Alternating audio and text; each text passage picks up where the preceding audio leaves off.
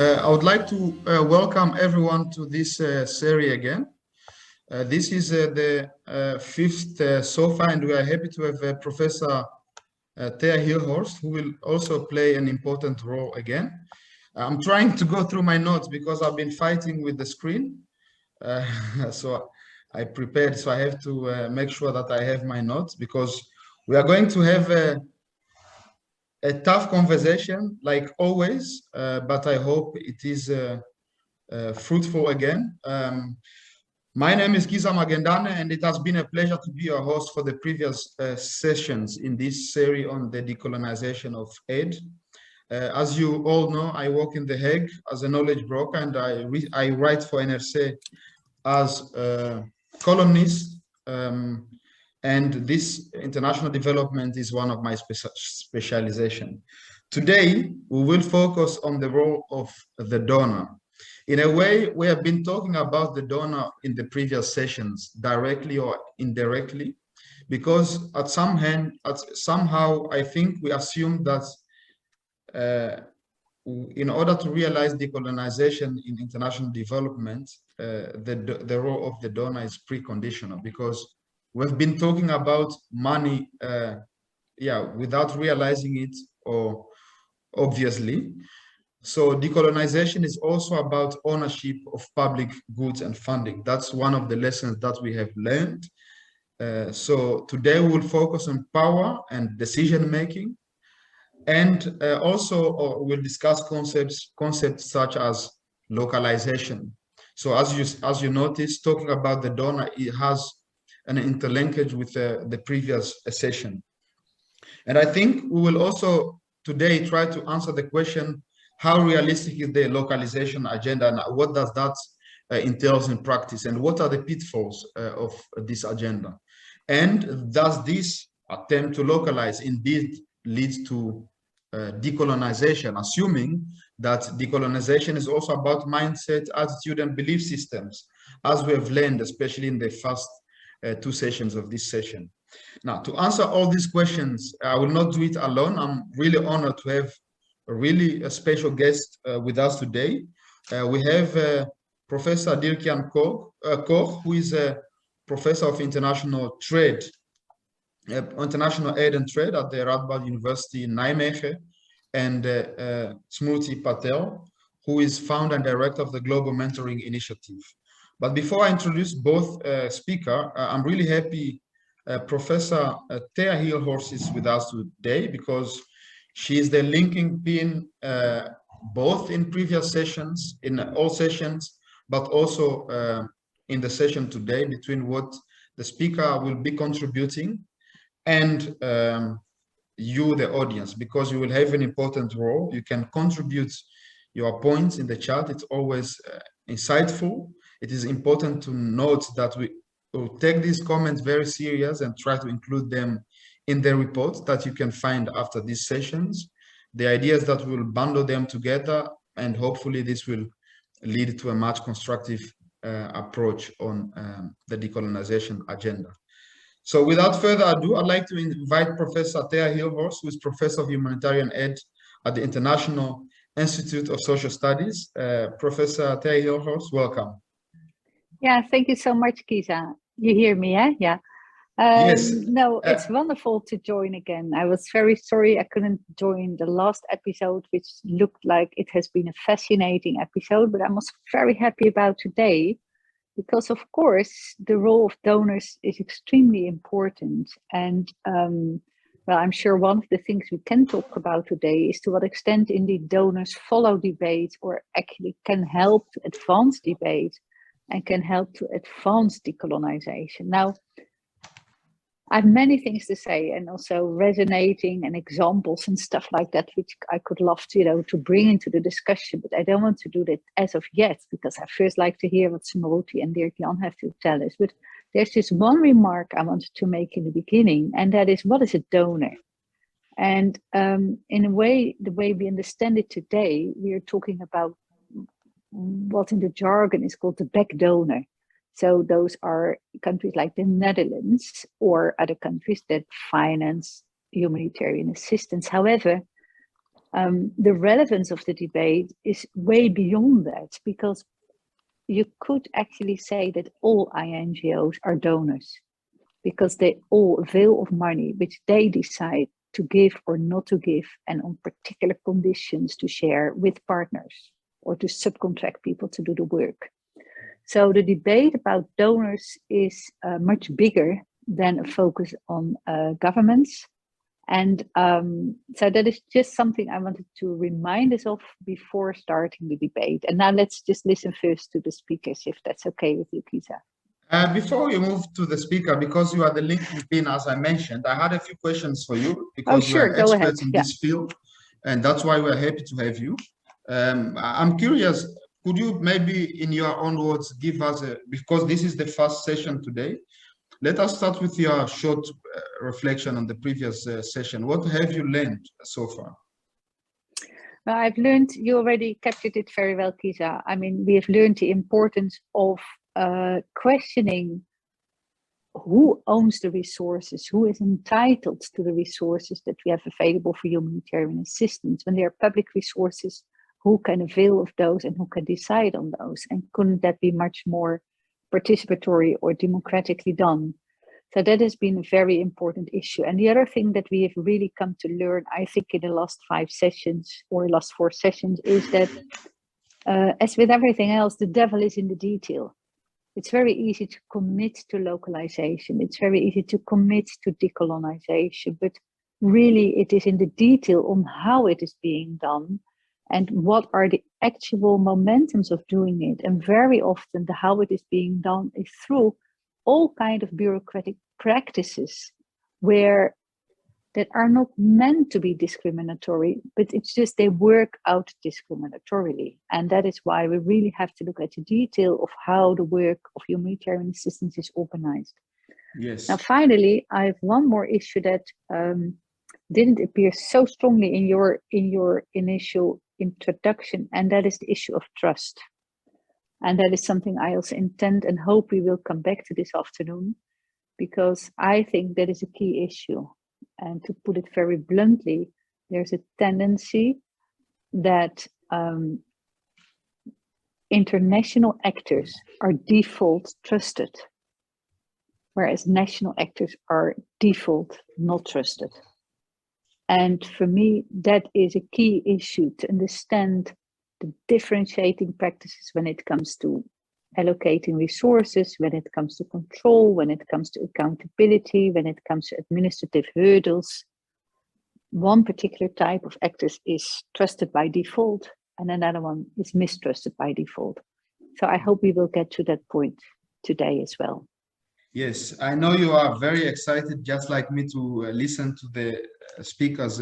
Thea, you already answered one of my questions, and that is, what do you expect to hear from them? And one of them is being the defining the donor, so that we know what we are talking about. But before we go there, I have another question for you.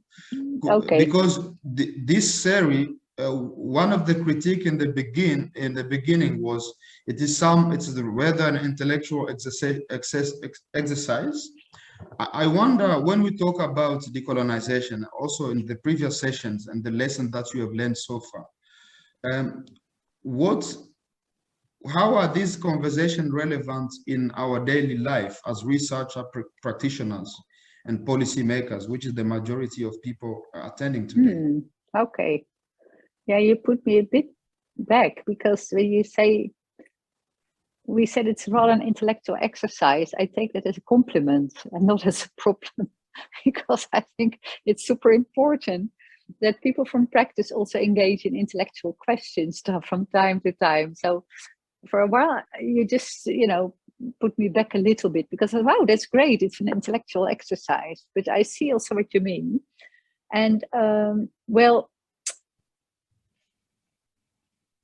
I think the real value of these kind of sessions may not be found in immediate change or material change or tangible change. What I find most important, that it helps people to reflect on their everyday practice. And what I always hope is that after a discussion like this, even though it sounds rather abstract, when you're in the discussion, The next day you come to the office and suddenly you think, hey, why do I write in this tone in this email to that person? And oh, actually, it's true that I use a different tone to that person than to the other. Or in your next meeting, that you will suddenly think, hey, yeah, that's strange. Why do we use that type of accountability indicator? Why not change that? And you may raise your voice and you may say, hey, why don't we do it differently? So in a way, I'm very modest, but that is where I feel the value of these kind of sessions can be, that people reflect and then step with sort of fresh eyes into their office. I always use the metaphor of the dental floss. So we just freshen ourselves up a little bit by the mental floss instead of dental floss. So we mentally floss our brains and reflect and look with new eyes to our everyday practice and new questions. As we move so far to the next speaker, who will talk about mindset, it's really related to what you just shared with us. I would like to invite the audience to share their reflections, because some of them have been loyal being with us. What have they learned and how are they planning to bring this in their work? And we hope to go through them, Thea, because you will also join us in the conversation. So our next speaker, we are very happy to have her, Smruti Patel, who is the founder and director of Global Mentoring Initiative. It's a Geneva-based organization that focuses on creating mentor platform to accompany organization capacity strengthening of local and national NGOs. She has been working in this international aid since 1995. It means I was 3 years old, and I'm really honored that she will share her wisdom with us today. She's also a founder and a member of the Alliance for Empowering Partnership. That's an organization that advocates for localization and equal distribution of power in the humanitarian sector. Smruti Patel, the floor is yours. Thank you. Thank you. And it's a real honor to be here. And I've been part of listening to the dialogue up to now. So, and they've been really rich. And just to take up your question earlier about, is it just intellectual? Actually, I think dialogue helps to open people's minds, their hearts, and the will to change, right? So it's really, really important to engage and to listen deeply, and to then reflect, as Thea was saying. So I hope that this one also helps to reflect on some of the practices and things that we do. I think one of the things I want to talk about, and Thea talked about this, who are the donors? Well, actually, donors, even she talked about the back donors, but actually whose money is it? It's people's money. It's the population, the taxpayers, whoever, or even individual donors. So donors are people. And it's really about how we are using that money to help people. And normally when I hear why donors are there and the money is there, is for solidarity. And for me, it's about how do we show up with that solidarity? How are we ensuring that we are working in the right way that really helps people? And I think that's the key issue in terms of who are the donors. Okay, so one of the things I want to talk about are the institutional donors. This means the governments who are contributing, the Netherlands, the UK, all the different governments who are contributing. And what I would like to focus on is how fit are they to deal with the current and future challenges so that we are able to help wherever it's needed in different parts of the world, particularly the global south. And at the moment, hats off to them, because there are many, many challenges. You talk about, what's happening in Afghanistan, in DRC. We know that there's huge climate crisis. So there are many, many things that are happening, and we need to make sure that whichever way we go forward, that we are fit for that. And I think what I would like to focus on is how are we ensuring the funds and the the support we are giving is done in a way that's really helping people. I think at the moment, the way the system is working is very colonial, with colonial mindsets. We've already heard this from the other dialogue. And what I mean by that really is about, you know, how we're exercising power and control. So the power and control of the funding, for example, who makes the decisions? And that's at the key, at the heart of decolonization, right? The funds are raised in the name of populations in crisis, yet do they have the ability and agency to decide how those things are spent? At the moment, no. So how can we make sure that the system is fit for the future in terms of populations being able to exercise their agency in what they need? I would say, you know, donors are doing a great job in putting some of the key issues at the center. So for example, gender equity, looking at inclusion, diversity, all of these things are kind of the things they're encouraging organizations to do to make sure that it's included in the response. But when you look at how the system itself, the aid system, it's very patriarchal. So if the system is patriarchal, I think there's a real contradiction.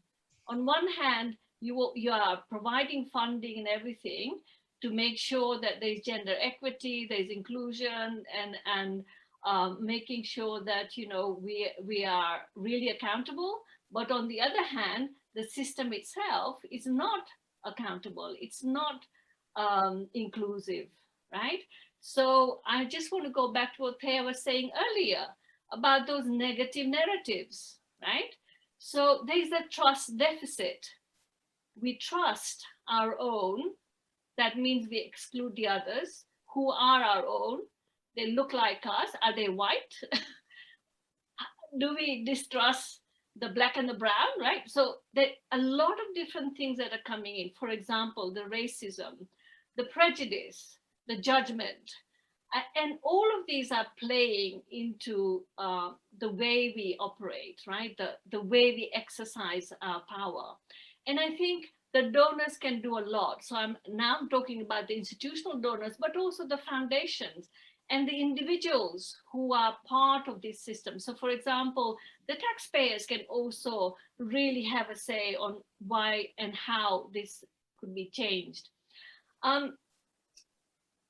Again, at present, international NGOs who are operating, they get funding from the back donors, as they were saying. But how are they actually exercising their power, and how they are working with the local and national organizations? Are they being inclusive? Is there gender equity? Are they working in decolonized approach? And how can the donors, the back donors, encourage that? Because there is a lot of money and funding that's going to those organizations, the UN system, the INGOs and others. So how can they encourage those organizations to work in a more equitable way? Then I want to focus on two things. One is their internal structures. So the donor administrations themselves, their staff, are they reflecting their behaviors and attitudes to make sure they are open-minded, that they're not have this deficit thinking and negative narratives about local actors, that they're corrupt, they're, don't have capacity and all this. Because do the donor administration have the capacity to engage, really engage for the purpose of aid? It's not just about the funding, right? It's really more than that. It's deeper than that. Some of the root causes also. If you look at the way the countries are operating right now, the neo-colonial trade policies are continuing to cause some of these deep-rooted issues in the societies in the global south. extractive industries, talking about the way the trade is happening, which is unequal, it's really increasing some of these inequities. So how are donors showing up in different ways, right? On one hand, you know, they are funding the war machine, right? The arms and everything. And on the other hand, they're providing aid. So again, that's also causing some of the problems and crises in the world. And then at the same time, they are providing aid. So, you know, somehow there's a contradiction in that. I would say if the donors are really maybe in the final step, Smruti, also because I forgot to introduce this to the reader, you also brought an image. Yes. Because I think some of the subjects you are introducing will also be discussed. Yes. If you would go to the final step. Yeah. So in a way, you know, there's a lot that can be done by the donors in the way their own attitude and behaviors are as an aid administration. And all individuals, right, can also have a say in this. And we need to exercise that power, right? Exercise your power positively to influence that. I will stop at that because I think the image is going to say a lot. Would you like to share the image right now? Yes, please. Yes, I think René is going to share the image with you. With us, yes. Okay. So this is my image, and in a way, I think it might look a bit shocking, but for me, this is really and might bring some discomfort. But I hope you are, you know, uncomfortable, because this is how the system is working at the moment, right? The way the aid is flowing to the countries, and how much actually is being given and how it's given. And I think that first image of the tap is really showing that. And the second image is really showing the inequity in the system. And the third one is really showing actually, you know, how we are doing things a bit blindly because we are really serving and actually providing more and more resources to the ones who already have a lot of resources.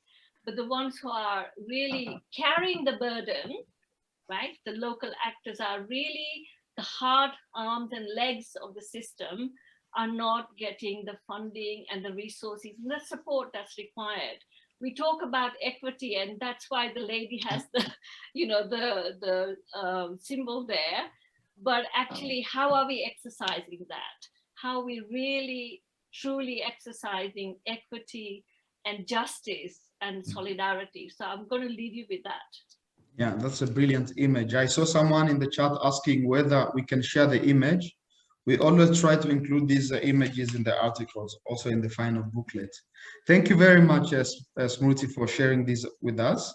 I am now excited to introduce the next speaker, Professor Dirk-Jan Koch, who is a Chief Science Officer at the Netherlands Ministry of Foreign Affairs, but also a Special Professor of International Trade and Development Cooperation at the Radboud University in Nijmegen. He has experience as a diplomat in the Congo, where I was born, where he also was a professor at the Catholic University of Kinshasa, and he was, among other, regional director for Search for Common Ground in that country and in Kenya.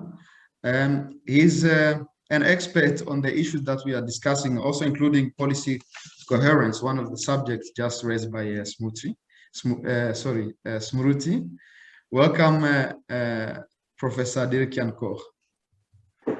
Yeah, and thank you so much for the invitation. I really appreciate being here. And in the next 10 minutes, I will share a bit my personal experiences in the field of decolonizing development and of what I think should happen. You mentioned that I work for the Ministry of Foreign Affairs as well. What I'm going to say is not yet officially the standpoint of the Ministry of Foreign Affairs, but maybe it will become. Who knows? So I'm speaking here more in a personal capacity. So good to see many familiar faces, but also a lot of new people joining the debate. And I would like to take you 10 years back. Actually, 10 years ago, I think I was just 30. And I never had a management position before in my life, actually, but I could become the country director in the Democratic Republic of the Congo for a large international peace building organization. And I think probably I wouldn't have gotten that job if I hadn't been white. We had about 100 staff members, of which I think 95% was black and 5% was white. And the white people were mostly the heads of the offices. And the organization was doing very important stuff. You know, the local staff provided human rights training for the Congolese army, which was really needed. But there were also serious issues of corruption within our organization. And the organization was failing audits. And donors were demanding their funds back. And actually, the staff members were at risk of losing their jobs. So one of the key tasks of me as the new director there was to win the trust back of the donors. And Thea already referred to the issue of trust. And I just needed to make sure that the audits would be clean again and the contracts with the donors could be signed again and the money could flow.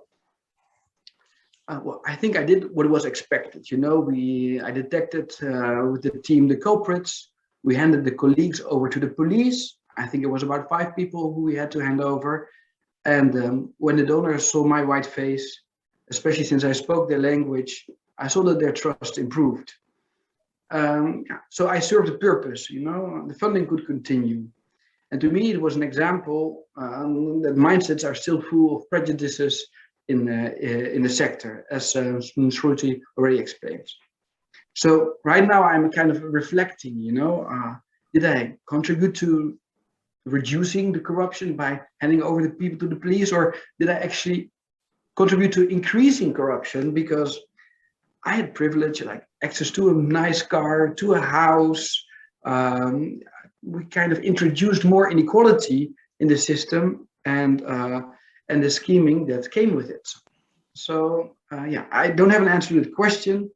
Well, enough talk about my experiences in the colonization of aid, but I would like to take up the challenge that Thea put us in front is, are the donors, are they actually following or leading the debate? And I think the donors are too much following the debate instead of leading it. Mm-hmm. And I would come with 3 examples where I think the rules and the regulations of the donors need to be strengthened so that they will become leaders in the decolonization debate. That is the supervision policies, so the supervisory boards, the advertisement policies, and the HR policies of the donors. So just one step back before we go into the details. Ideally, of course, money is given to the democratically elected governments by the Dutch government, for instance, to support their anti-poverty programming. Think about budget support, little strings attached. However, the most neediest people live in the countries with the crappiest forms of governance. So handing over money to the government is not going to help us that much, especially if we look now at the democracy ratings across the globe. For instance, in Africa, in 2006, there was only 14 non-free countries. And now in 2021, there's already 20 non-free countries in Africa alone. So if we hand over the money to those governments, there's no accountability to make sure that it actually serves the population. So a parallel system needs to be built. It's there for a reason, right? But the question is this aid apparatus that we have built on the side, this parallel system, is this delivering more accountability to the populations in the South? Well, I think not enough. And I think we need to change the practices. Of course, mindsets are important, but I think mindset sometimes also follows practices. We need to avoid trapping into the trap of what one of the articles by Smruti, sorry, I'm still working on your first name, is what we call recreational anti-racism. That we say, oh, we talk a lot about it, but we don't make any changes in the redistribution of power and of rules. So let's avoid that by changing 3 One is this with respect to diversity in supervision boards. And And let me start with that one, because I feel strongly about it. I think 14 years ago, I was doing my PhD research, and I had a lot of time to analyze together with researchers the composition of the boards of international NGOs. You know, who are their supervisors? And we looked at their websites. We found hundreds. We followed 100 organizations, and we found that only 6% of their board members was non-white. So 94% white people.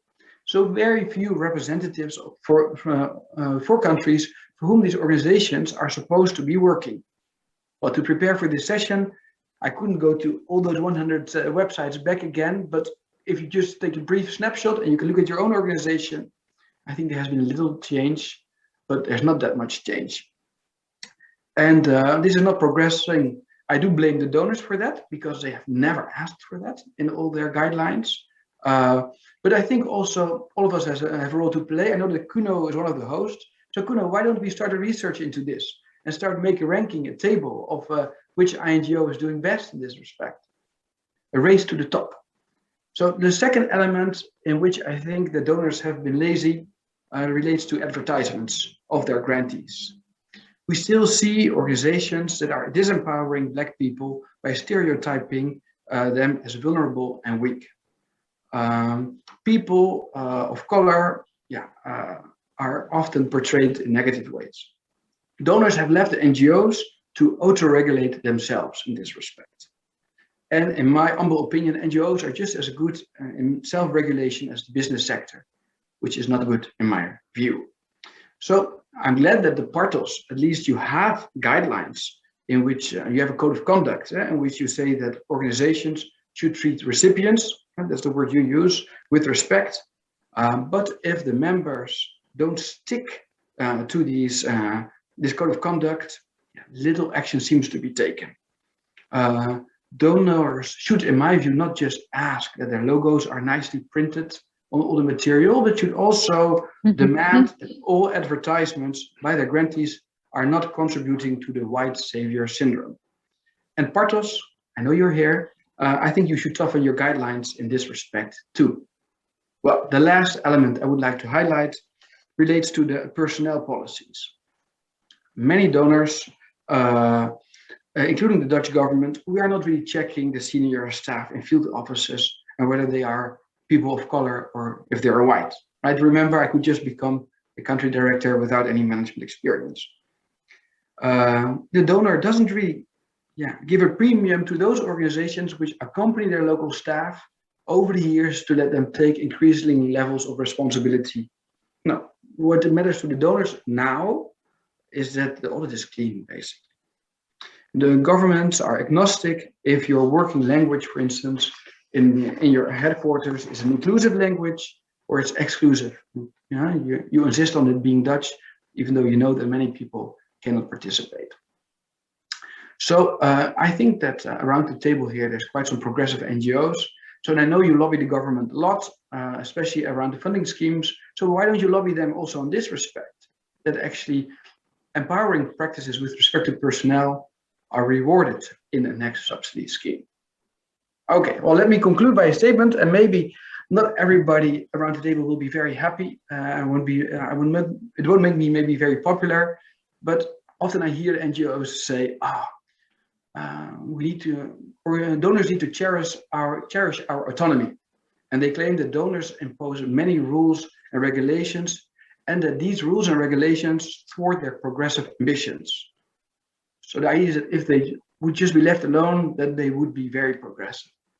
Well, let me say that with respect to decolonizing development, donors have, in my view, not imposed enough rules. They have left the NGOs free to organize their own supervision boards, their advertisement and personnel policies.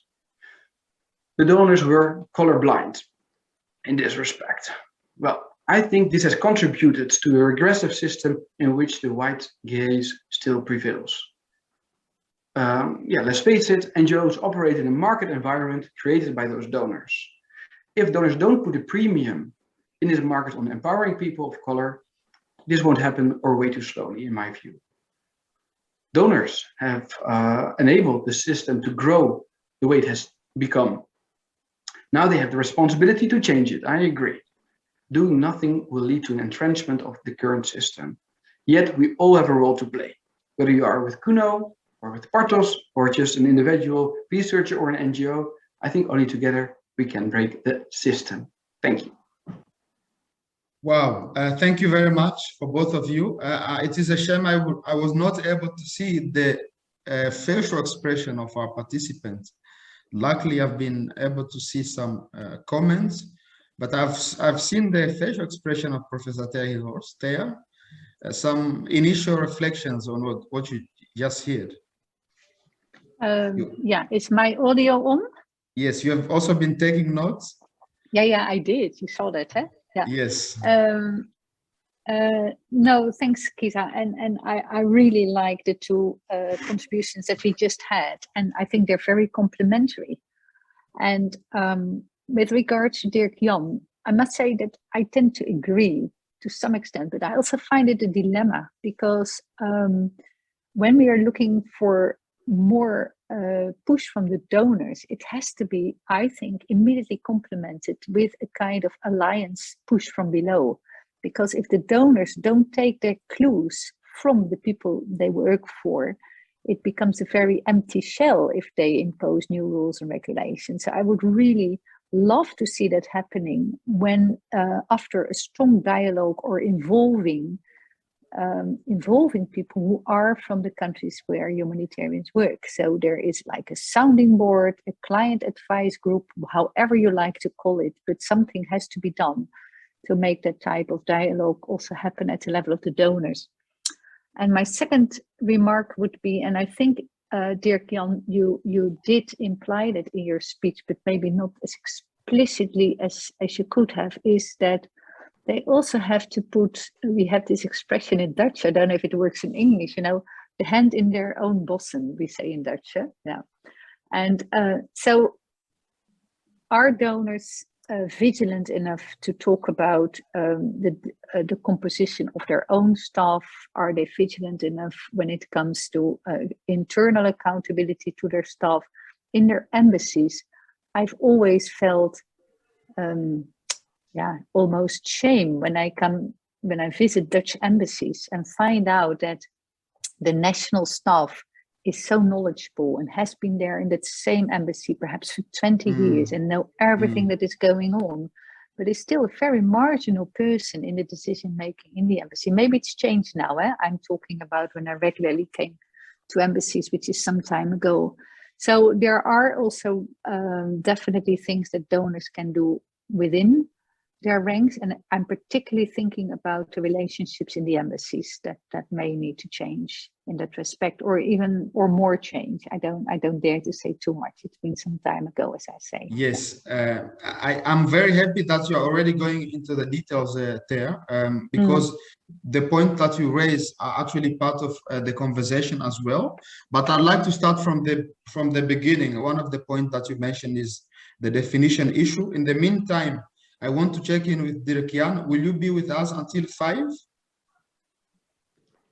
Yes, okay, yeah. Okay, so it means that we have for now 50 minutes. I'll do my best to guide this conversation, also to engage with the audience. That's why I'm happy Ter is with us, because we are seeing all the comments. We'll make sure they are also included in the conversation. And if you really have to say something, raise your hand and Peter will give you the floor.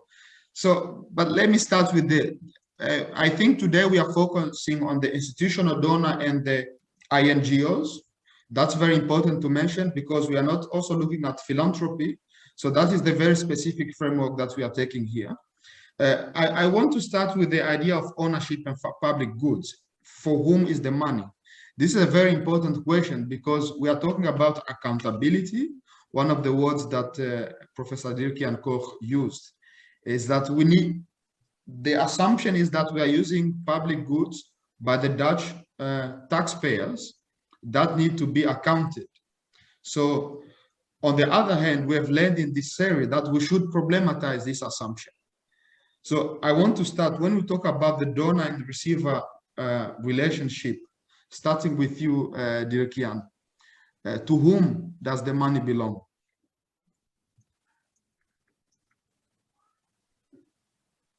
Okay, thank you. Wow, and there's also so many questions in the chat. Don't worry about that. Thea is taking care of it, and she will select the best questions.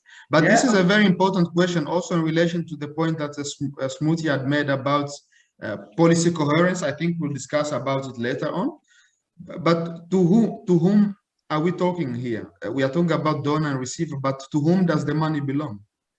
Yeah, I think they belong to both, right? So, and they belong to the Dutch taxpayers, but the Dutch taxpayers hand this money over, talking now about institutional donor, to the government with the idea of alleviating poverty in the recipient countries. So I think that that's why I like the term mutual accountability, right? That at one hand, of course, since this money is given with the aim of strengthening the voice, strengthening the position of marginalized people in developing countries, there should be the major component should be downward accountability.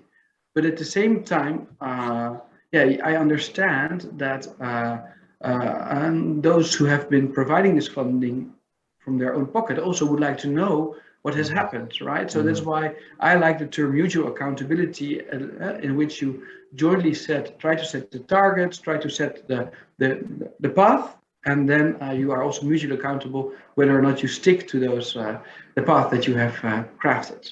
Yes, and maybe building on this notion of mutual accountability, Dirk-Jan, the point that Smruti had made about policy coherence, that on one hand, policies that contribute to destructive practices, on the other hand, we give aid and take the role of the donor with a lot of conditionalities. And I think we'll talk about those conditionalities. But it's rather, I forget the word that Smruti had used, but for me it was a paradox in a way. I know that in your work you also focus on policy coherence. How do you connect, what is your reflection on this paradox? Yeah, and I think it relates to some of the questions or remarks. They say, hey, yeah, please go ahead. You are where's the self-reflection from you because you also work for the government and what's going on in the embassies. And I think you are here as a professor. I have to stress that because otherwise you will not be as open as we want you to be.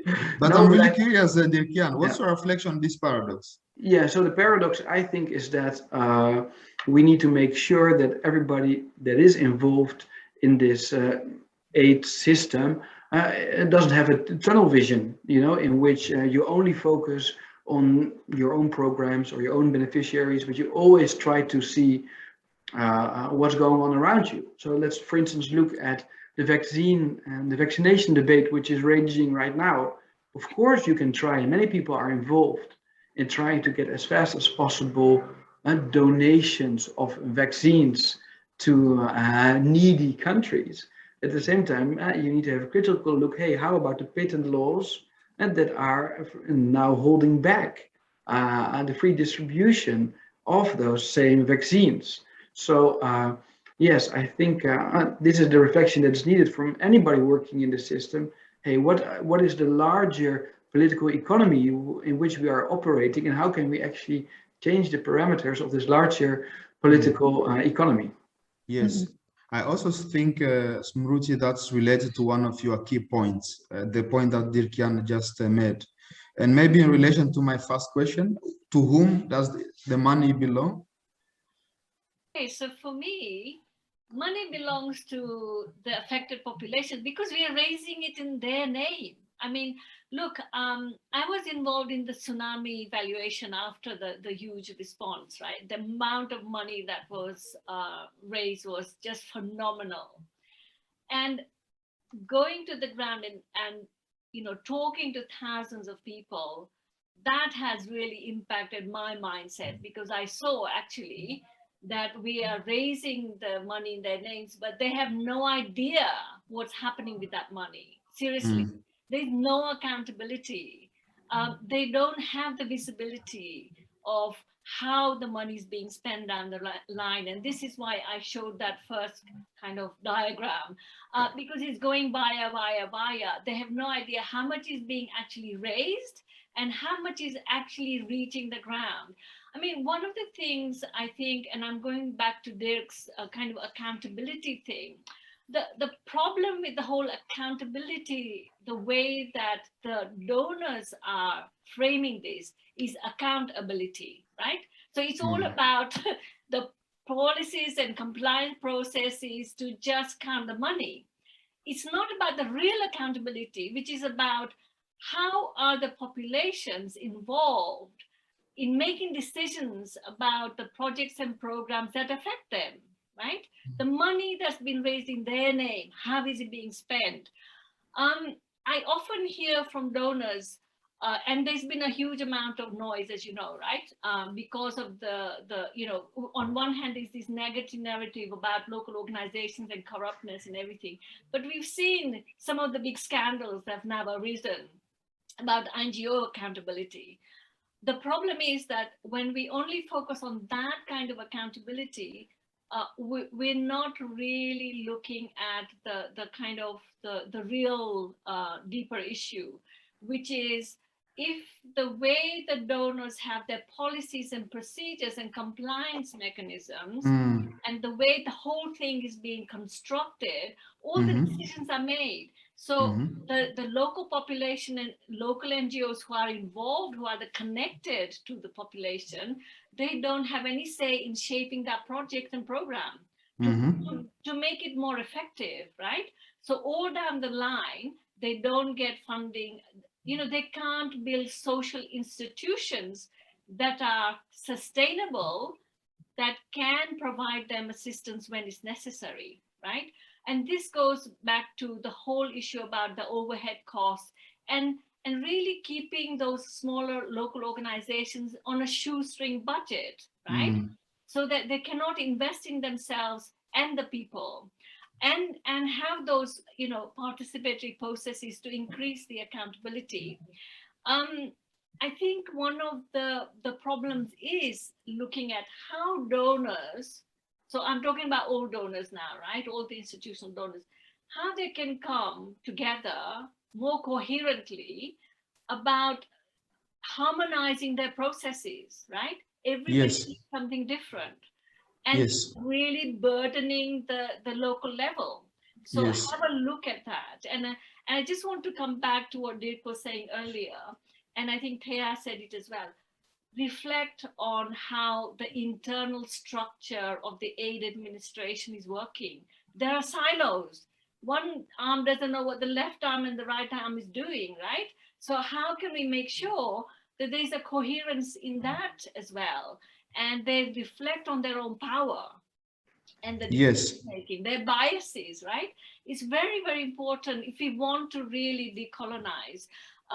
They're very much all the time focusing on the capacity of local organizations. But what about the capacity of the donor administration to reflect on this, really deeply reflect on it? What about the capacity of the NGO intermediaries that they are funding? If you look at the kind of issues that are coming down about racism and all the other things that are in the organization, if those kind of structures exist internally, how are they being accountable to the local populations? Yes, that is such a key question, and especially on those issues, we have tried to touch them in the previous sessions. And on the very point that you raised, Smruti, Dirk-Jan, I'm curious to hear your thoughts, because one of the points that has been raised by previous speakers was the idea of trust. We tend to trust big INGOs, if I listen Smruti very well, who look at us. And in your talk, you gave us some practical, you gave us some practical steps that one can take, that the donor can take in order to contribute to this decolonization agenda. But the points that I get here is that there is a big distance on one hand between the donor, because this is quite a serious common point, and those local organizations.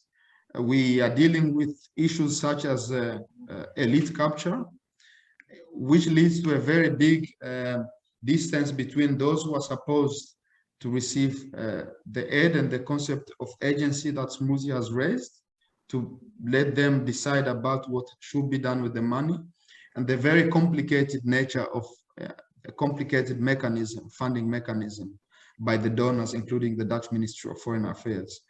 I see that you are laughing. I'm curious to hear your reflection on this, Dirk-Jan. Yes, I'm laughing because I love the chat. People are so active in the chat. Yeah, there is a parallel conversation going on No, here. it's not just parallel, you know. And I think Juliana was just writing something very useful, saying we need donor capacity development programs, actually. And I think that relates to the point that Marijke was saying about you know, the self-reflection that's needed in embassies and donors. I think that when I said in my introduction that stereotyping and biases and racial biases are rampant in the sector, I was also referring to embassies and to donor organizations. So I do think that we need trainings in unconscious bias trainings, and I'm glad that now for the Ministry of Foreign Affairs, if you want to move up to the next level, to the management level, you need to follow unconscious bias training. So I think slowly some work is being done, but you still see that indeed there's more trust of international NGOs, people who look like us, people who talk like us, than more the local organizations. So I think indeed there needs to be donor capacity building programs in that respect. I like that one. At the same time, I do think that, and Thea called that the details in the beginning, but I think it's those details of how you structure rules and regulations are in the end very important, you know. So some people said like, hey, the people from the content side, they are quite progressive, but then the lawyers and the accountants kick in, and then we still have to follow the same old school rigid guidelines. So I think that this is where we need to see, I think Pascal Richard was saying that, how can we make sure that that we get those people along? Well, and I think, you know, that involving people right from the start, so the lawyers and the finance people, is the key thing to do. So for instance, at MFA, we, Ministry of Foreign Affairs, we had the first debate of decolonizing development. How can we make that happen within the ministry? And in the initial list of speakers, there was just people, all the believers, like you and me, we here around the table. And of course, and it's very easy to agree. But I said, no, let's right from the start try to include those people who, in the end, you know, their job by the end of the month, they are checked whether or not they can account for all the money. So yes, they have. We need to involve them. I would like to push a bit further, because I think this point has been raised enough in this series. I'm curious to hear from you on the point of accountability and this compliance funding mechanisms. Could you explain to us why it is so difficult for a donor like the Netherlands Ministry of Foreign Affairs to work directly with those organizations in the local context without an intermediary of an NGO? Let me put it like that. Maybe for the audience, why is that complicated? Why is it complicated? I think you saw the picture by Smruti, and there you see that there is these various layers in the system. I don't call it an aid chain, by the way. I think that's still a colonial term. Why not abolish them? Why not abolish them? Because there's a risk that too much gets lost in translation. If you need to make sure that there is some, in those interfaces, as Thea would call it, in those relationships between one actor and the next actor, there needs to be a common understanding. People need to be able to understand each other. Sometimes if it's from all the left-hand side to the right-hand side of the system, the distance is too large. Sometimes you need those brokers, those intermediaries. The question is, maybe there's too many intermediaries, I understand, but there needs to be some people who can be the gatekeepers, who talk both languages. Yes, and I promise the audience I will come back to you. Thea, what is your response to that? Because you have been nodding on this importance of brokers and intermediary, because this is the very issue of this series, that one could say this is colonial. When we want to talk about decolonization, we should make the system as simple as possible, so that those whose aid is addressed to can be able to act directly. I was nodding, I guess, because I totally agreed with Dirk-Jan, and even though we all agree on the direction we have to travel to, it's also, we have to be careful not to we mentioned this before in previous debate, not to throw away children with the bathwater. And to some extent, it is important to have multiple actors involved. And there are also very many very positive collaborations between national and international actors that we shouldn't forget about. And they may be often partnerships of convenience. It's not like the ideal, but it's the doable and the achievable. So when I did a research with on accountability, and that's where we found this horrible finding that national actors told us, like, the difficulty is internationals can go to the office of the donor, we can't. When we say we want to change the program, they say, no, you cannot. If an international does it, they can. Now, you can say, okay, we have to abolish that straight away, but it won't happen. It's not going to go that fast. So what national people do at the moment, they strike sort of alliances, you might say, with international NGOs, not because they feel that the international NGO is superior, but they just feel that that's the only way they can get their program done and they can do the things they stand for. So we have to be a little bit careful in throwing away those relationships, which is are to some extent very, very helpful. Yeah. Yes, I think Smruti does not agree. I'm not surprised. Because Smruti, you want to say something about this? I do. Look, it's not that all relationships are bad. We need complementary capacities, right? But it's about the relationship, right? These are very inequitable relationships. And if we really work to look at what value they add, and also go back to some of the kind of, I would say, some of the principles, right, of equity and other things that we've been talking about and been spouting to local organizations for many years, right? If we really practice that, then we need to make sure that we can have good relationships. So they are necessary. Look, we are dependent on each other, but it's about how do we execute that. That's really, really important. What we see, and all the donors have been talking about how important civil society is to a country, to a society, right? But what we see is more and more the donors' money is shrinking the space for local civil society, because they were putting more and more resources into big INGOs who are expanding their bases in the country, and the local civil society is shrinking. Do we want that? No. We want to make sure they're there so they can hold the government and others to account. But we're not giving that space. They need the space at the table in the policy setting. In many places, they can't get a seat at the table to talk to their own government because INGOs take that space. Well, that's not right, right? If we are talking about rights-based approach, we're talking about equity, inclusion, we spout all these things, but how are we practicing them when we deal with our own partners, the local organizations? They're just like subcontractors, right? So they're being abused. They're being abused and taken advantage of as cheap labor. We can't have that. We need to move on that. And you know, we can have trusted partnerships, and it's really important. But what I see is there's a lot of culture of fear rather than trust. And I think, Freya, we were talking earlier right at the start, right? There is trust deficit.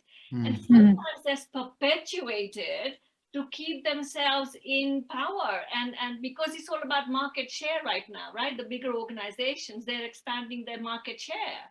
And sometimes, and I want to go back to the donors' policies encourages the competition culture, right? Between local international organizations who are building. How do you respond to that, Dirk-Jan? I'm curious. This what Smruti just explained, how local organizations are being taken over, this development of elite capture, how local organizations are not being taken serious, how the point that they explained, you have to collaborate with international NGOs in order to have a seat at the table, and also the competition that arise, the donor from different organizations to the donor. Is this something that you recognize, and what are your thoughts on that? Yeah, definitely. Thank you, Kiza. And indeed, the localization agenda, I think all of us around the table are a supporter here of that, but you see that sometimes it's being abused, right? You see that international NGOs are just setting up their local national offices with very little downward accountability, and those local entities then respond to the international NGO instead of to the local constituencies. So there's abuse of the localization agenda by some actors. I do think that there's some really good examples now. You know, I was criticizing my former organization before, like, hey, why did they hire me? But I do think that what they did is they were actively working on getting the donors accustomed to a meeting with people of color. And for instance, I was instructed never go alone to a donor meeting, but always take a person of color from the local context with you, so that next time they can go without you, and the money, this trust is gradually built. So some organizations, and now I see that, I said that 10 years ago, 95% was people of color and 5% was white. Now you see that many of the country directors of that organization are of color, are Africans from other countries or from the same countries. But it's a long-term strategy, you know, because the donors need to learn to understand the language of the local staff, and the local staff needs to learn to speak the language of the donor. So it is something, if you have an intentional strategy in 5 or 10 years, you can really make progress. Then, yeah, the issue of our donors stimulating competition, yes, I agree. I think that's the neoliberal world order that we are living in. I think it's not possible to turn back to the old model where, for instance, the Dutch government would just give 25%, 25%, 25% to 4 big NGOs. It's just not going to happen anymore. We are in a market system, but then I say, okay, unfortunately, we are in this system, but then let's at least tweak the system that the premium is paid for diversity, for empowering narratives, and not, we're now letting them compete on the wrong terms. Yes, on this very specific point, Dirk-Jan, I know that Smruti has written somewhere that localization efforts tend to be window dressing, and I've been listening to very good proposal in this conversation as well, also from you, Dirk-Jan. So one question on this window dressing: do you find yourself sometime in this kind of conversations asking yourself to what extent will this indeed lead to the core of the problem?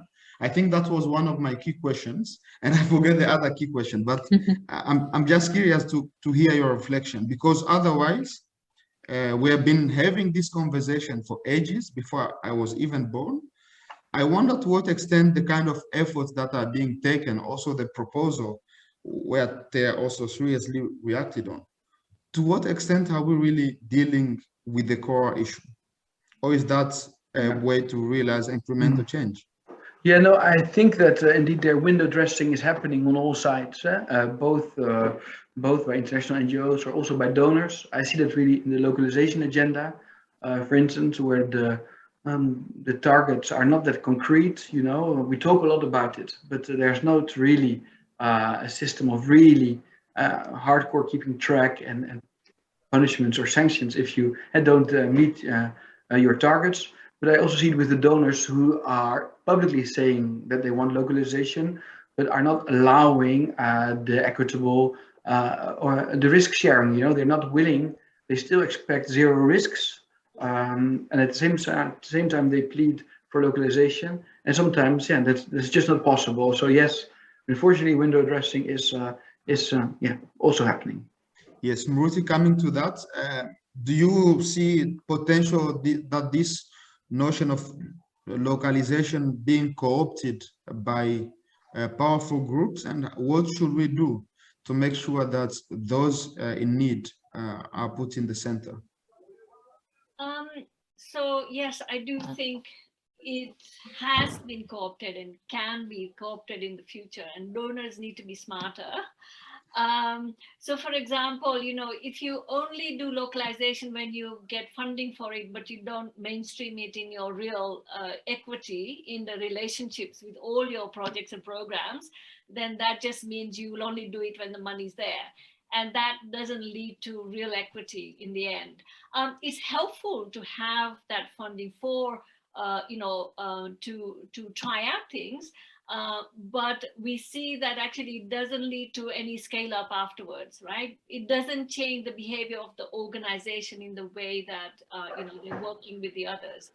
I think the real change will come, and it's happening, right? So it's not that there's zero.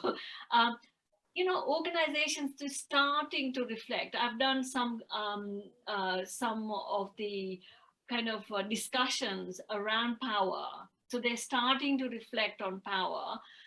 Those facilitated conversations, so how to bridge some of these divides, are very important. And I think I talked about this earlier, but the whole reflection inside organizations between staff about power and the privilege is really important. And I just want to say, just doing bias training is not enough, right? We need to go deeper than that, and we need to build that skill set to really listen.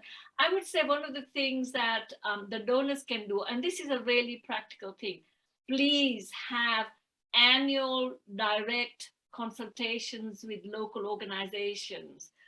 Speak to them directly, don't look down on them. It's always translated through intermediaries.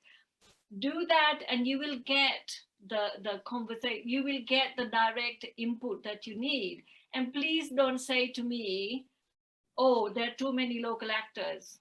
Actually, there are too many NGOs as well, but you make an effort. You can ask them about who can represent them and have that annual consultation and make it something in your diary at local level. So at country level, maybe embassies can come together to do a local partner kind of consultation, and then at global level as well. It's really important to listen and invest in because what I've heard quite a lot now is, but I think we should be talking directly to the communities who are affected. I agree, because I worked on accountability for many years, but just working directly with communities and individual households is not enough. You need social institutions. We have them in your country, right? We have it in our countries. We need social institutions that are accountable, right? And accountability also, we need to make sure that the local organizations are not patriarchal as well, right? It's not just one-way street, right? They need to also make sure they are fit for purpose. But we need those institutions for longer term sustainability. We know that the future crises and all that's happening with climate change and others, we're going to need everybody at the table. We're going to need all the hands on board. So let's capacitate them, let's support them. They have the capacity, let's recognize that and acknowledge, right? And give them the space that's needed and really, give them the resources so that they can do a quality job, because at the moment we keep them on shoestring budget and then complain there's corruption. Yeah, exactly. I saw that there was nodding. I'm also looking at the time. In the meantime, I would even want to invite someone. I see that Margit is quite popular in the chat, so I might invite her on the floor. In the meantime, before I give there the flow to reflect, to synthesize what we have seen in the chats and to reflect on the conversation, Dirk-Jan, I've just been informed that we forgot to share the image that you brought with us. So I would like to invite René to share the image with a short commentary. I think you have tried, it really captured the message that you have been sharing tonight, so that after that, Thea can, so this is the image, Dirk-Jan. What is the explanation behind? Yeah, I didn't see this particular image. I think there was also some logos of 8 agencies still in this, but it reflected to my related to my point on advertisements, right? And that the donors have left international NGOs completely free in how they advertise and how they get their There are other funding, right? We always ask 25, the donors ask 25% or 50% own funding, and they say, we don't care how you get it, just get your counterpart funding. And there I see that there are still agencies that try to mobilize funding by stimulating this white savior syndrome. So that's why what it related to. So I said that donors should have a bigger responsibility, not only look to their own logos being reflected, but also to that the advertisements of those NGOs are empowering and respectful. Yes, and this is one of the key of the 3 points that you shared with us about how the donor can be more leading instead of following when it's come to decolonization. I have to remind the audience that we'll try to synthesize this very rich and layered conversation again and share them with you. And for now, it is for Professor Tea Hieros trying to share so far what we have learned, because we are going toward the end. And we had a quite active group of participants. Yeah, thanks, Kiza. I thought you asked Margriet to also give a question, or is it after me? It is, yeah, after you or someone else, but I see that she is quite popular in the charts. That's why I'm curious. No, I wondered if it's really my turn already. So, no, I really appreciate this conversation, and you saw me nodding, and that's also because I totally agreed with what Smruti said in the end, that it is,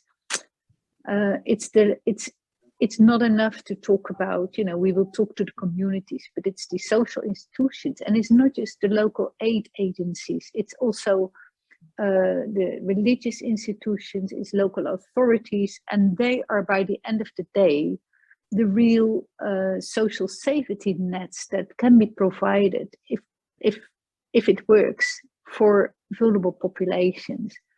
So it is so important to invest in those relationships, to work with those folks and see as much as possible to put them in their force. Now, I have agreed with many things, and one of the things that I see happening is that we are indeed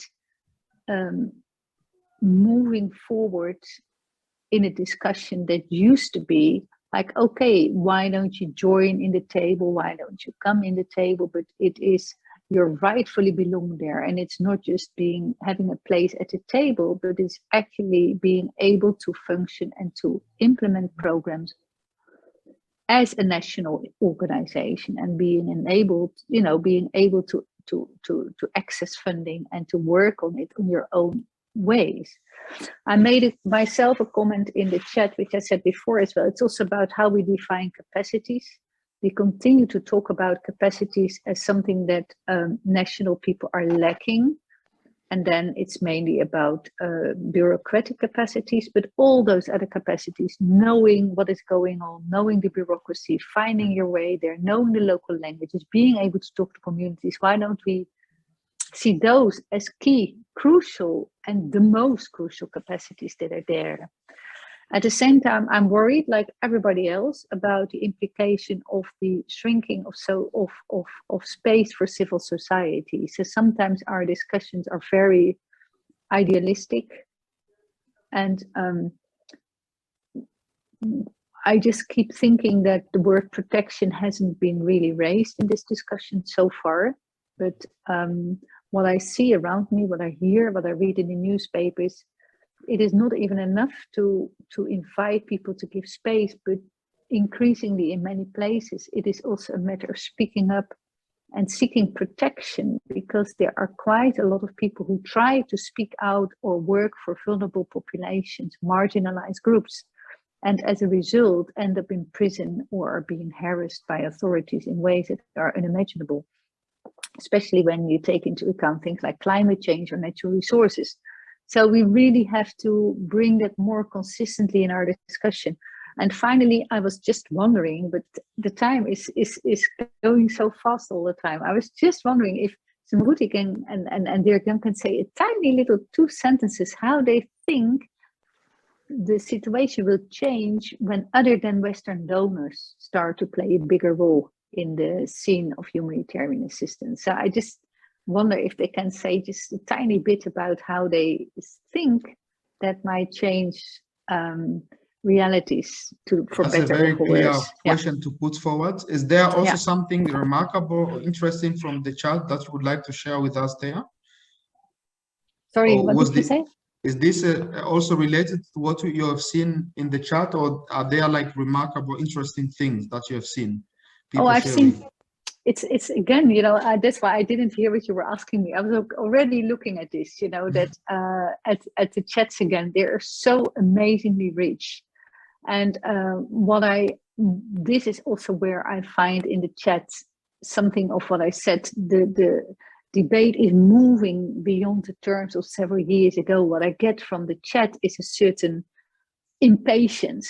Like, okay, we've been talking for so long and now let's do it. You know, there's an impatience in the chat, you know, like we really have to get our act together and start to change those procedures and start to change those relationships and make it real and not just talk about it. So that's an impatience I feel coming from the chat, and a very deep sense of urge, which is rather shared, which is good. Yeah. Yes, the revolution started at the webinar with KUNO. It sounds so. Dirk-Jan and Smruti, I would like to put the question that they are just asked, but I would like to also relate it to one of my key points, and that is the role of the state. Because when we talk about localization, one of the key points in this conversation, as we have noticed today, we also have to think about the role of the states, national and local states in which organization operates. And we have, Thea also mentioned the shrinking space of civil society's organizations. She also mentioned the role of alternative donors or other donors.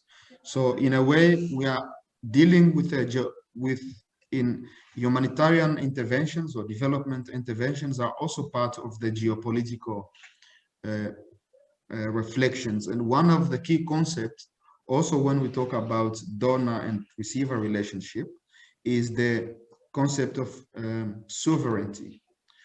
Does the donor have the moral obligation? So I would like to rephrase Thea's question. Does the donor have the moral obligation to engage in issues such as democratic governance?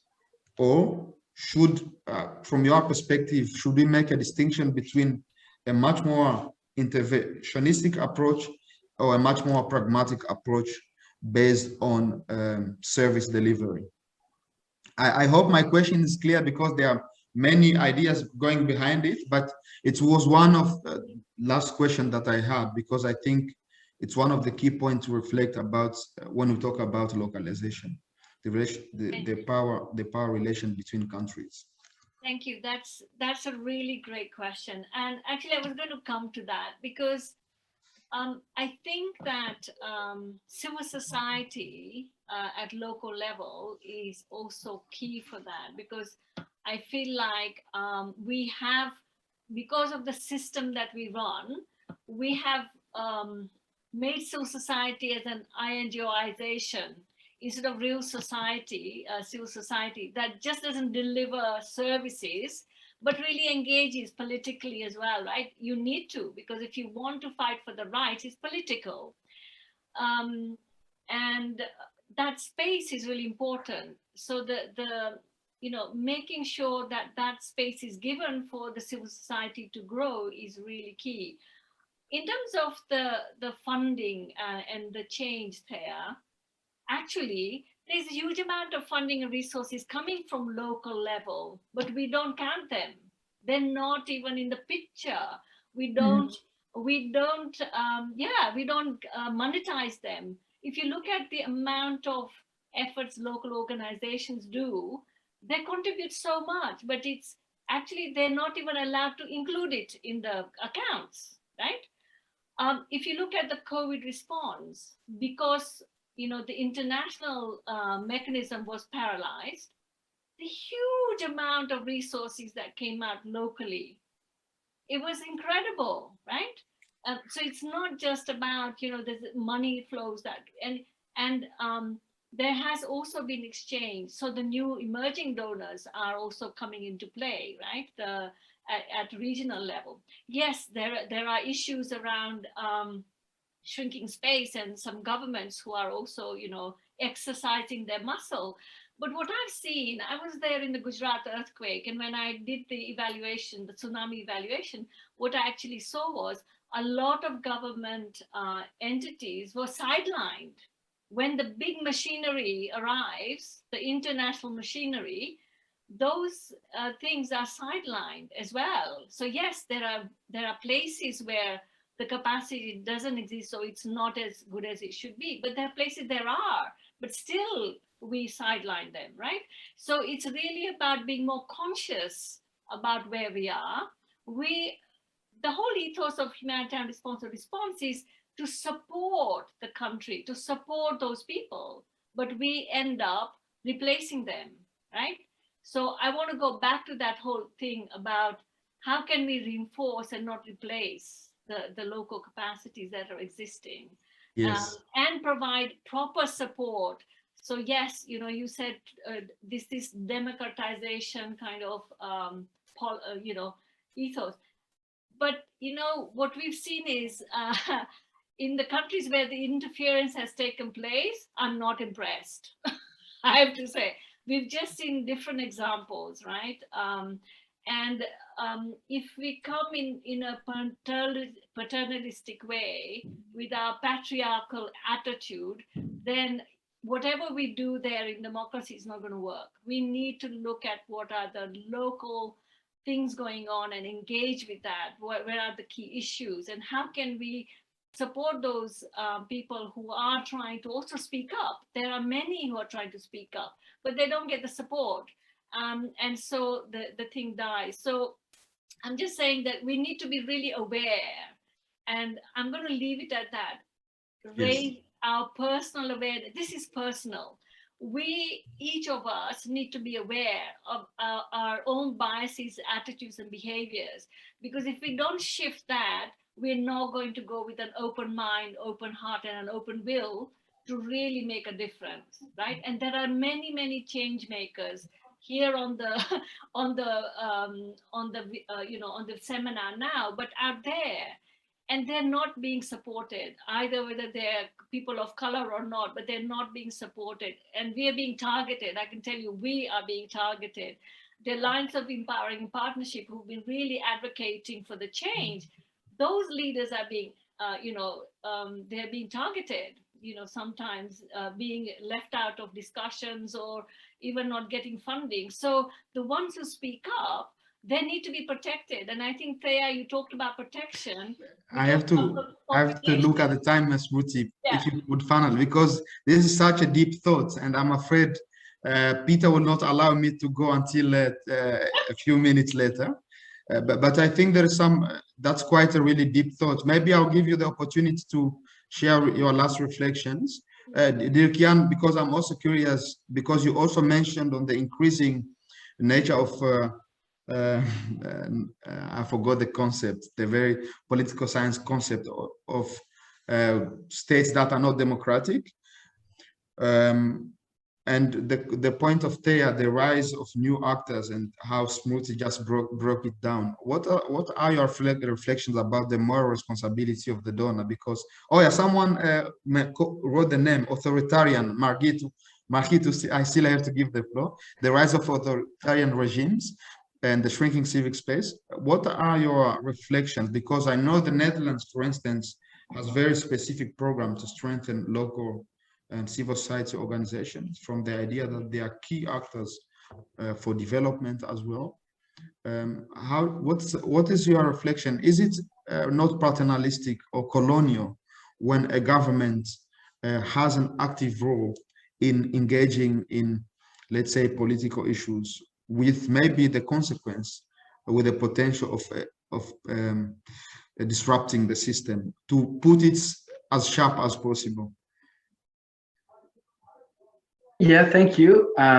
So yeah, Thea said, so there's this big rise of other donors. What will this mean for accountability in the development sector, right? And I do think that with the rise of China as a donor, but also Turkey, people were talking about Turkey in the chat. Indeed, you will see that accountability will change again, right? And not necessarily towards the affected populations, right? And what you see is that despite all the weaknesses, and I'm the first to admit that there's many weaknesses, the Netherlands and Sweden and other progressive donors do try to make sure that there is strengthened local accountability systems and that there's a countervailing power to the local states. I think I'm a bit negative, pessimistic about the future of aid in that respect. I think it will be much more between towards the governmental elites of those countries. Mm-hmm. And we have seen that in many of those countries, democracy is rather receding instead of progressing. Yeah, so let me just return to the main theme of today. It's about the role of the donors and what they have, which role they have to play. This your concluding words, Dirk-Jan? Well, I'm taking the advantage now. I have the floor. Okay, because before I give you the opportunity to conclude, I would like to invite Margit, because she has been with us for previous sessions and very active. Margit, please try to be as short as possible. What you have, your reflections on the series and your thoughts that you want to share with us. Well, thanks so much for that. I just have, if I may, a question to Dirk-Jan that kind of sums up a very, key matter for me. I've been observing the Dutch Ministry of Foreign Affairs for about 10 years now. And it's only with the new program, Strengthening Civil Society, that started this year, that I see a real shift towards local ownership. I mean, for this program, some really substantive engagement with questions of local ownership was a quality criterion for applicants to get funding. And in the wake of that, it seems to me that some of the INGOs are getting really serious about it. I see things happening among INGOs in the Netherlands and in alliances that I've never seen happening before in terms of experimentation and shifting the power, so to say. So I was wondering if Dirk-Jan agrees to that, and also whether maybe the Dutch could be taking the lead in providing new forms of relating in development because of this. I mean, I think that other donors are watching the Netherlands carefully as a kind of a risk taker, but I think Dirk-Jan has much more to say on that if he has a minute for that. I think Dirk-Jan, as Chief Science Officer, is very happy with this, because one of this based on the reflections of academic analysis of the previous programs. But Margit, before I give Dirk-Jan the floor, do you have some thoughts, reflections on the series on today, or you only wanted to share this question? No, no, I really think it's very good that that we're doing this. I attend many of sessions like this, and I do realize that we're just at the start of really making something happen. I do share the impatience. I mean, the observation that you had, that there's a lot of impatience.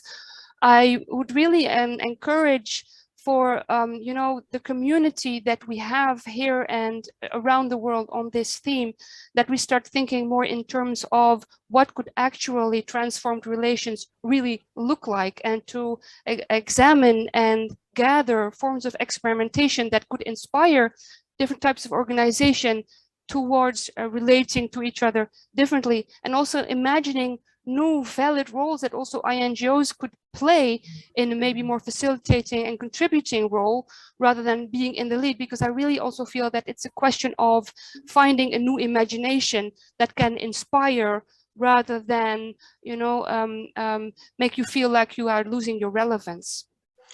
So capitalize on all the different powers involved. Thank you very much. For all other participants, you are welcome to share your thoughts on this series and today, because this is the last so far. This is an ongoing conversation, and I totally agree with Thea that an intellectual reflection can also help us to move forward. I now hope that you stick with me for 3 minutes, because I'd like to give Smruti and Dirk-Jan and Thea as well the opportunity to react very short in 1 minute, some key takeaway that you would like to give to the present professionals, research and policymakers who are willing to stay for a bit longer. with us today. Thank you. Yeah, thank you. So, Kiza, for me, the main takeaway is that the donors have been too passive in the field of decolonizing development debate. They've been too reactive.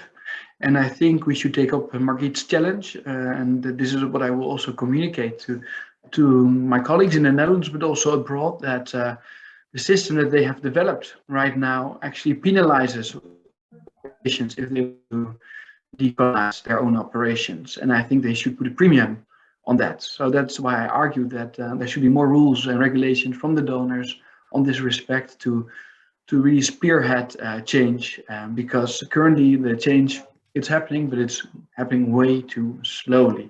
So I thank you for the opportunity to participate, to all the organizers, and I'm looking forward to getting a report of the chat, because it went so fast that I didn't have time to respond to everything. Yes, and celebrate the success, because apparently the Netherlands is leading the lead, and with this chat and impatience, the revolution will continue.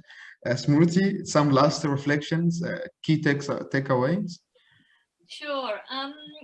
I think all of us have in common our shared humanity, and I think that's what we really have to keep at the center. And that means that we need to work in ways that we respect and support each other. And you know, I think dismantling the patriarchal system is one way of doing that. And for donors, please, you know, make sure that you are practicing adaptive management, because, you know, if you really want to make sure that your funding, your money, your resources, and your common humanity is being practiced, you need to make sure that the people at the center are able to have a say in the resources that are raised in their name. And, you know, ensure that local institutions who can really be the social capital is built and sustained, so that we can be fit for the future. Really, we all need to be fit for the future, because it's not going to be easy. Thank you very much. And Thea, you have been my partner in crime as I described you for this series. Some words of wisdom for our participants and us. Yeah, that's a tall order, Kiza, especially because it's the final session. And somehow, if you ask me to say some, you know, a sentence. Now, let me first say something small about the Netherlands, because we are in the Netherlands. And one of the things I noted from the chat is that many people refer to the Netherlands practices around development with the new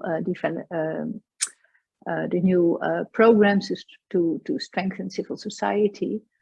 But there's also policy coherence there, because at the same time, you could say that in the humanitarian sector, there are many, many practices that continue to undermine civil society, as Smruti also says. So there's another issue of policy coherence here, that ideas around civil society that are being developed by the Netherlands as a donor might be more fruitfully translated to the humanitarian domain than it's currently done.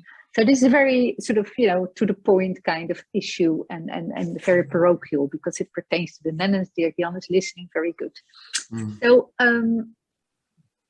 in the main, I just go back to that one concept, Kiza, that we have been talking about from the beginning, and that is international solidarity. And how can it come about? How can it come back? And how can we give it new meaning?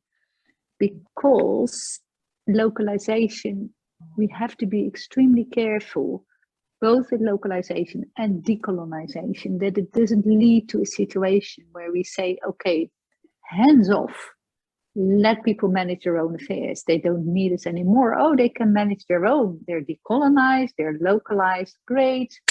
We can continue our hedonistic lifestyles until the planet is finally completely dead. So that's what we don't want. So if we want to be serious about this, we need to develop a politics of international solidarity, which is bigger than just the question like who is where and localization. It comprises this very much. So we really need to think beyond these discussions and try to define what is that real meaning of international solidarity. How can we protect each other? How can we help each other to fulfill our roles? and how can we move forward from there? And I think that's a new series that we have to start tomorrow. Wow, I think that's a very we even have a donor in the middle of us in case we Dirk-Jan is not laughing because in case we want to realize this. Thank you very much, Thea. That is, I think, a very rich conclusion. Maybe René would share the screen to see the previous sessions that we have had. Now, I promise you, I'll try to summarize this in a few minutes. Today, I have learned a lot, especially the importance of trust when we're having this conversation. There is impatience, but at the same time, we have heard a lot of incremental, like steps that can be done today for incremental change. Rome was not built in one day. And I also, what I keep is also we should reflect about the role of civil societies and the shrinking civic space. And related to the point of the international solidarity, I think this notion of politics of international solidarity starts with consciousness that we are interconnected or interdependent. And I hope that with this series organized by Partos, KUNO, and International Institute of Social Studies, as Thea has mentioned at the beginning, contributed to the reflection, because we also learned today and throughout the series that it starts with the mindset. I would like to thank you. It was a great honor. I discovered my passion for moderating this kind of conversation through this series. On behalf of the broker, I'm very grateful to be the host of this series. We will do our best again to make sure that there is a good synthesis. Thank you very much, and see you hopefully next time on the series of on the politics of international solidarity.